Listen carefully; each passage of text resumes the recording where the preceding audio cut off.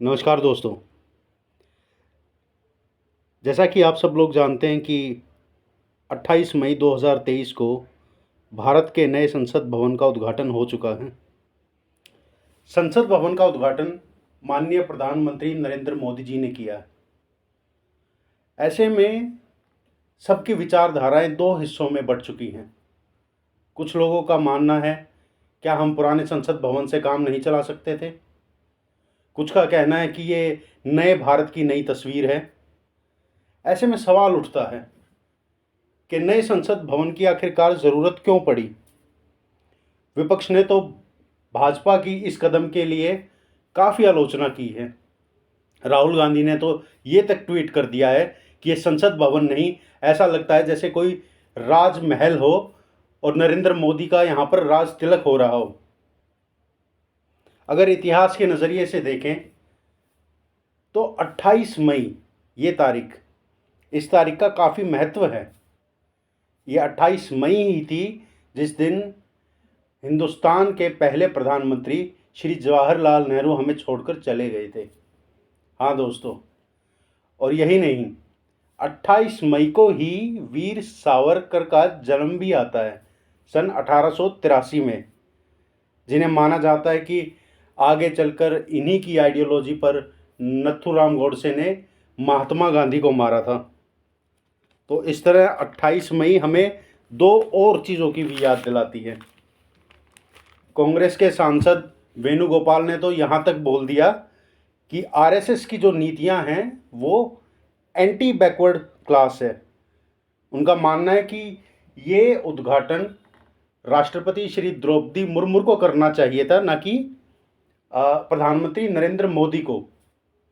इसी कारणवश उन्होंने इस सेरेमनी को अटेंड भी नहीं किया। अब ज़रा अपने टॉपिक पर वापस आते हैं थोड़ा, और जानते हैं कि पुराने संसद में और नए संसद में दोनों में क्या डिफरेंसेस हैं। अगर बात करें पुराने संसद की, तो ये आज़ादी से पहले 1921 से लेकर 1927 के बीच में ये बिल्डिंग बनाकर तैयार की गई थी। उस वक्त की अंग्रेज़ों की सरकार में दो आर्किटेक्ट हुआ करते थे ब्रिटिश गवर्नमेंट में, एडविन लुटियन और हर्बर्ट बेकर। अब जैसे ही 1947 में अंग्रेज़ी का शासन ख़त्म होता है, तो इस संसद भवन को हिंदुस्तान की सरकार टेक ओवर कर लेती है। और वक्त के साथ साथ जिस तरह दुनिया तरक्की करती है, उसी तरह संसद भवन में आधुनिक यंत्र जैसे कि air conditioner, digital screen, digital voting system, ये सभी समय के साथ साथ इम्प्लीमेंट किए गए पुराने संसद भवन में। अब सवाल ये उठता है कि जब पुराना संसद भवन था तो इसकी मुरम्मत भी तो की जा सकती थी। दोस्तों, मेरी बात माने तो इसका मुख्य कारण है डिलिमिटेशन एक्ट। हाँ जी, जिन दोस्तों को ये नहीं पता कि डिलिमिटेशन एक्ट क्या है, तो मैं आप कमेंट करके बता दीजिए।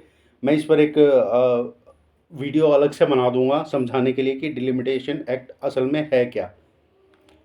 लेकिन इस एक्ट के तहत ये माना जा रहा है कि लोकसभा के सांसदों की जो संख्या है उसमें काफ़ी बढ़ोतरी होगी, और ये 2026 तक होने की संभावना है। अब देखें तो पुराना जो संसद भवन है वो 545 सांसदों के लिए उपयुक्त था, पर जो नया संसद है उसमें 888 लोकसभा सांसद बैठ सकते हैं। हाँ जी, इसके अलावा जो नया संसद भवन है वो उसका डिज़ाइन काफ़ी ही आधुनिक चीज़ों से बनाया गया है, जो कि भूकंप से काफ़ी सुरक्षित है। संसद भवन में लोकसभा राष्ट्रीय पक्षी मोर को दर्शाएगी और राज्यसभा राष्ट्रीय फूल कमल को। इसके अलावा नए संसद भवन में हर सांसद के सामने एक मल्टीमीडिया डिस्प्ले भी होगा। इसके अलावा नया संसद भवन 30% तक, हाँ जी दोस्तों, 30% तक बिजली की खपत भी कम करेगा, जिसके लिए संसद भवन में बारिश के पानी से और सोलर पावर जनरेशन सिस्टम को इम्प्लीमेंट भी किया गया है। संसद भवन में पत्रकारों के लिए 530 सीटों का प्रबंध है। लोकसभा और राज्यसभा में विशेष गैलरियां भी बनाई गई हैं। भारत की जनता संसद के सत्र को देख सकती है इन गैलरियों में बैठकर। संसद भवन को जनता के साथ और ज़्यादा पारदर्शी बनाने के लिए अभी प्रयास किए जा रहे हैं, जिसके तहत बच्चे, बूढ़े, बुजुर्गों, दिव्यांगजनों, इन सभी के लिए स्पेशल एंट्रेंस बनाई जाएगी। इसके अलावा नए संसद भवन में बेहतर सेफ्टी फीचर्स भी हैं।